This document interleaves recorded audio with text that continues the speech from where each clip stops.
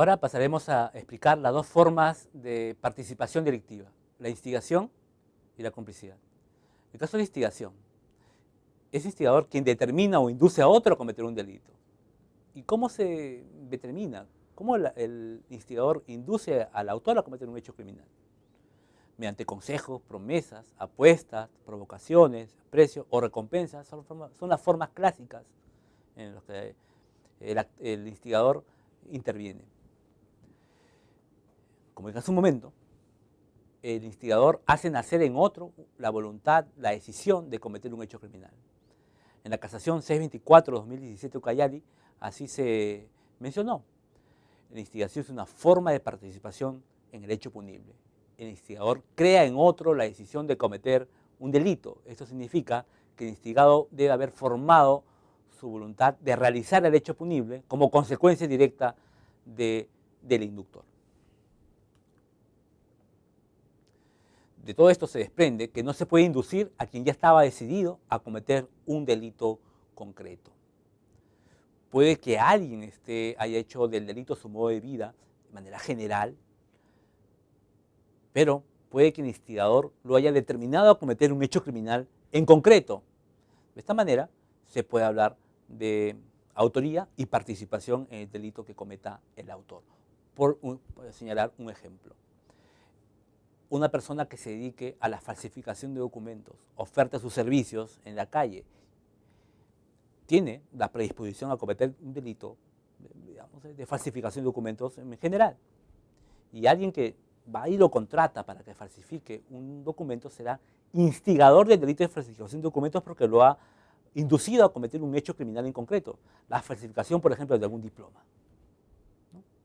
Entonces, sí es posible en estos casos hablar de instigación en un hecho delictivo.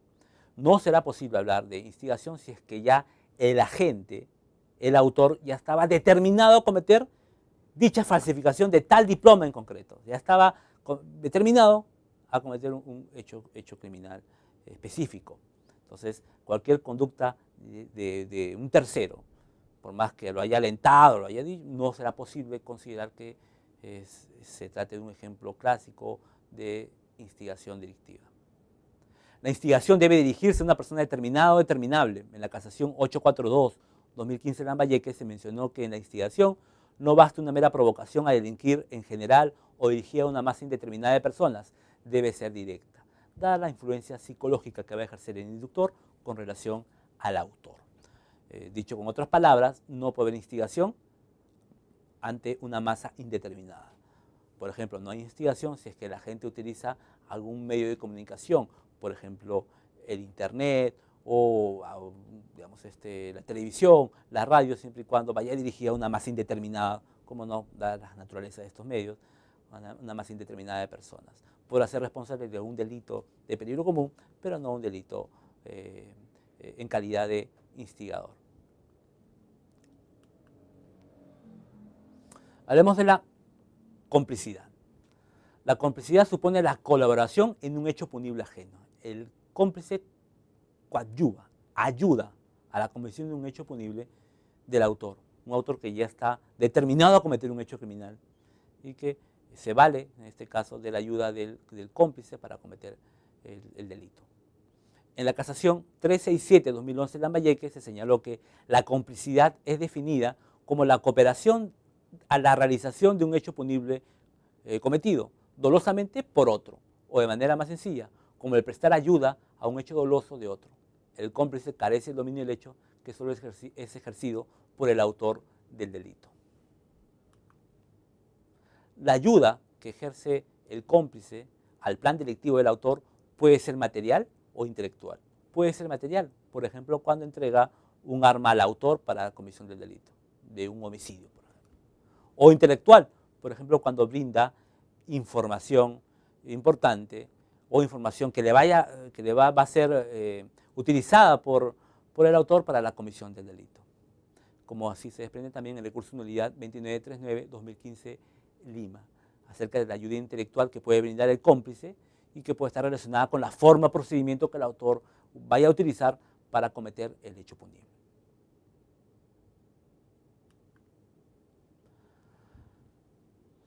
la ayuda, la complicidad, puede ser primaria o secundaria. El artículo 25 del Código Penal se indica, en cuanto a la complicidad primaria, el que dolosamente presta auxilio para la realización del hecho punible sin el cual no se hubiera perpetrado. Será considerado un cómplice primario, y la complicidad secundaria se desprende de las siguientes líneas del artículo 25, cuando se indica que a los que de cualquier otro modo hubieran dolosamente prestado asistencia, serán también sancionados, es cierto, con una pena menor, que en un momento conversaremos. En la casación 102-2016 Lima se indicó que la complicidad se da desde la etapa de preparación del hecho hasta antes de la consumación, siendo el cómplice primario aquel que desde dicha etapa aporta al hecho principal una contribución sin el cual el delito no hubiera sido posible cometer, estando compuesto por dos elementos: la intensidad objetiva del aporte, o sea, que el hecho no hubiera podido cometerse sin el aporte del cómplice, y el momento en que realiza su aporte, el mismo que debe ser anterior a la ejecución, y en algunos casos durante la ejecución del mismo, pero siempre y cuando en este último supuesto no tenga el cómplice el dominio del hecho, sino sería considerado un autor o coautor del mismo. Sobre este punto, es importante, a partir de este cuadro, mencionar lo siguiente. La diferencia entre la complicidad primaria y secundaria, entonces, según la posición dominante de la doctrina, radica en lo esencial o no del aporte. El cómplice primario sí realiza un aporte esencial, a diferencia del cómplice secundario. ¿Y cómo se determina según la postura dominante? En el caso de la complicidad primaria, sin su aporte, el delito no se hubiera realizado. En el caso de la complicidad secundaria, puede ser un aporte, digamos, que dado de cualquier forma y no fue relevante en la ejecución del plan criminal por parte del autor. Es cierto, tanto en complicidad primaria como secundaria, el aporte puede ser prestado en cualquier momento, hasta antes de la consumación. Sin embargo, hace una precisión, en este caso la Corte Suprema, siguiendo la doctrina dominante, que en el caso de ayuda de complicidad primaria durante la ejecución, no debe tener el cómplice primario, por definición, un codominio del hecho, sino sería un coautor. En cuanto a la pena, al cómplice primario se indica que la sanción a imponerse es aquella que está prevista también para el autor. Pero hay que entender que lo que dice el legislador es que la pena básica atribuible al cómplice primario es aquella misma pena básica del autor, no la pena concreta. Es decir, puede que haya un autor que tenga una pena, por ejemplo, que da entre 6 a 20 años, en el caso de un homicidio simple, 6 a 20 años es la pena básica tipo penal de homicidio simple, y en el caso de la complicidad primaria también la pena se va a imponer dentro de ese marco, entre 6 a 20 años, porque la pena básica es la misma pena que corresponde al autor, la pena básica. Pero ya en el proceso de concretización de la pena puede haber diferencias. En gran parte de los casos, el cómplice puede tener una pena menor que el autor dentro de ese marco, o incluso puede darse el caso que un cómplice primario tenga una pena mayor que el autor. Podamos ser el caso de un hecho donde el cómplice primario sea reincidente, es una agravante cualificada que puede llevar una pena por encima del máximo legal, y el autor no sea reincidente. Entonces, no es una regla de que el partícipe siempre tenga una pena menor a la del autor. En este caso, la complicidad primaria.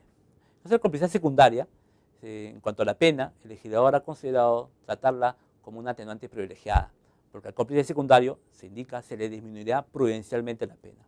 Una posición dominante en la doctrina penal nacional trata que como atenuante privilegiada, lo cual puede llevar una pena incluso por debajo del mínimo penal.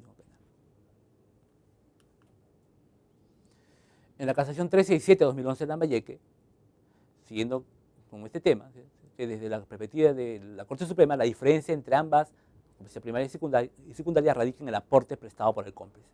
Serán susceptibles de ser considerados actos de complicidad primaria aquellos actos que sean esenciales para que el autor pueda cometer el delito. De otro lado, la complicidad secundaria se compone por cualquier contribución que no sea esencial para la comisión del delito. Se tratan de aportes no indispensables. Pero vale la pregunta, ahora desprendiéndome de la postura dominante, ¿cómo determinar la importancia del aporte? Sobre esto es necesario discutir una teoría muy interesante llamada teoría de la escasez. Lo importante de la contribución es que sea complicado su reemplazo, que el bien que aporta el cómplice, si este bien es escaso, entonces quien lo entrega será un cómplice primario.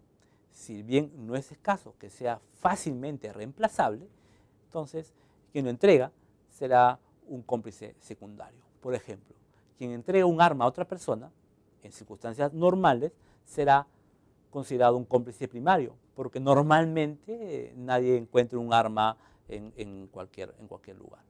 Entonces, ya que se trata en esas circunstancias de un bien escaso. En cambio, si es que lo que puede aportar un interviniente es fácilmente reemplazable, no se trata de un bien escaso, la contribución que da será propia de una complicidad secundaria. Por ejemplo, en el caso de un robo, el campana, que no tiene ninguna cualidad especial, que tiene que avisar si es que algún sospechoso pueda pasar o alguien puede ingresar al inmueble donde están robando, entonces el campana será un cómplice secundario porque no tiene un conocimiento especial que lo hagan irreemplazable. Cualquiera puede cumplir dicha función. Por último, quiero referirme a los alcances del Decreto Legislativo 1351, que modifica el artículo 25 del Código Penal.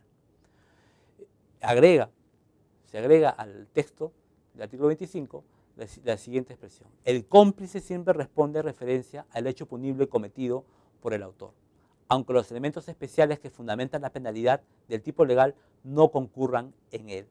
Este párrafo agregado al artículo 25 del Código Penal se incluyó en el contexto de discusión acerca de si es posible hablar de extraños partícipes en delitos especiales. Con esto, el legislador pretendió superar esta discusión indicando que estos extraños sí pueden ser partícipes en delitos especiales, ya que el cómplice siempre responde en referencia al hecho punible cometido por el autor. Solo algunos puntos críticos, ¿no? ¿Por qué solamente se incluyó este párrafo al artículo 25, en el que se regula la complicidad, y no al artículo 24, en el que se regula la instigación? ¿No? Entonces, yo considero que lo acertado hubiera sido también, en todo caso, incluir al artículo 24 del Código Penal para ser coherente al sistema jurídico. Más allá de que esta inclusión la considero innecesaria, como voy a explicar a continuación. Es que en el párrafo que se agrega al artículo 25, se pretende regular de manera expresa el principio de la incomunicabilidad de las circunstancias que afectan la responsabilidad penal. Pero este principio, como ya se ha visto, ya está regulado en el artículo 26 del Código Penal. Las circunstancias y cualidades personales que afectan la responsabilidad de algunos, por ejemplo los autores, no se transmiten a terceros. Entonces ya no era necesario regular esta figura, porque aquellas circunstancias o cualidades que fundamentan la responsabilidad sí se transmiten a terceros, como expliqué en su momento. Y de esta manera, la inclusión al artículo 25 del párrafo ya mencionado resultó innecesaria.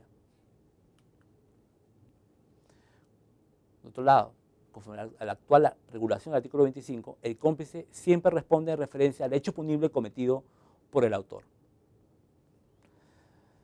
En este punto debo resaltar que se puede considerar que el cómplice siempre ayuda al hecho del autor, lo cual es un principio, ¿no? La complicidad está en referencia siempre al hecho de cometer al autor. La complicidad supone que aquel ayuda al autor a cometer el hecho criminal. El cómplice no ayuda a otro cómplice, sino ayuda al autor.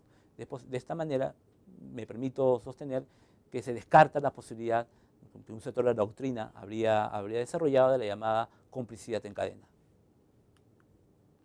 De esta forma, podemos sostener que la autoría y la participación resulta un tema de especial relevancia en la doctrina y práctica nacional.